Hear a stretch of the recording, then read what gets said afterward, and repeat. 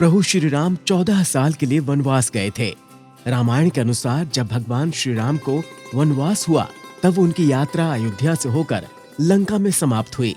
वनवास के दौरान प्रभु श्री राम जहां जहां गए उनमें से 200 से अधिक जगहों की पहचान शोधकर्ताओं द्वारा की गई है। तो दोस्तों, आज के वीडियो में हम आपको उन्हीं में से कुछ मुख्य स्थलों के बारे में बताएंगे। स्वागत है आपका संस्कार टेल्स में। प्रभु श्री राम को जब वनवास हुआ तो वाल्मीकि रामायण और शोधकर्ताओं के अनुसार वे सबसे पहले तमसा नदी पहुंचे, जो अयोध्या से 20 किलोमीटर की दूरी पर है। इसके बाद उन्होंने गोमती नदी पार की और प्रयागराज से 20 से 22 किलोमीटर की दूरी पर स्थित श्रृंगवेरपुर पहुंचे, जो निषाद राज का राज्य था। यहीं पर गंगा के तट पर उन्होंने केवट से गंगा पार करने को कहा था। प्रभु श्री राम का दूसरा पड़ाव था चित्रकूट। कहा जाता है कि यहीं पर प्रभु श्री राम माता जानकी और लक्ष्मण जी के साथ 11 साल से ज्यादा समय तक रुके थे।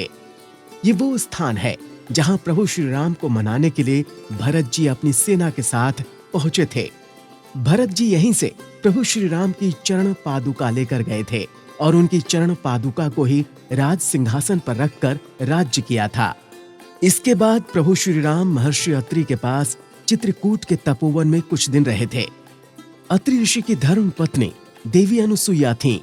उन्होंने माता जानकी को उपदेश भी दिया था। इसके बाद चित्रकूट में मंदाकिनी नदी, गुप्त गोदावरी, कंदराओं आदि से निकलकर भगवान श्री राम घने जंगलों में पहुंच गए। नासिक से 56 किलोमीटर दूर ताकेट गांव में स्थित सर्व तीर्थ को सीता हरण का स्थान माना जाता है। इसके बाद विभिन्न स्थानों से होते हुए प्रभु श्री राम शबरी के आश्रम में गए थे। यह आश्रम केरल की पंपा नदी के तट पर था। इसके बाद प्रभु श्री राम कर्नाटक के हम्पी में पहुंचे, जहां उनकी मुलाकात हनुमान जी और सुग्रीव जी से हुई थी। हनुमान जी और सुग्रीव जी से मिलने के बाद प्रभु श्री राम ने अपनी सेना का गठन किया और लंका की ओर चल पड़े। सुग्रीव अपने भाई बाली से डरकर जिस कंदरा में रहते थे उसे सुग्रीव गुफा के नाम से जाना जाता है। यह कर्नाटक के ऋष्यमुख पर्वत पर स्थित थी। महाकाव्य रामायण के अनुसार भगवान श्री राम ने लंका पर चढ़ाई करने से पहले रामेश्वरम में भगवान शिव की पूजा की थी। रामेश्वरम का शिवलिंग प्रभु श्री राम द्वारा स्थापित शिवलिंग है।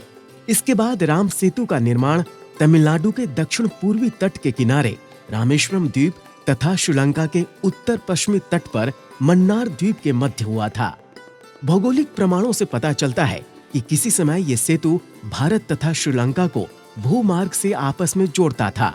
यह पुल करीब 30 किलोमीटर लंबा है, जिसके अवशेष समुद्र के नीचे आज भी मौजूद हैं। तो दोस्तों, ये थे कुछ मुख्य स्थल जहां वनवास के समय प्रभु श्री राम गए थे। ऐसी ही दुर्लभ जानकारी के लिए हमारे इस चैनल को लाइक, शेयर और सब्सक्राइब करें और हाँ, बेल आइकन दबाना न भूलें ताकि रोचक जानकारी से आप हमेशा अपडेट रहें। नमस्कार।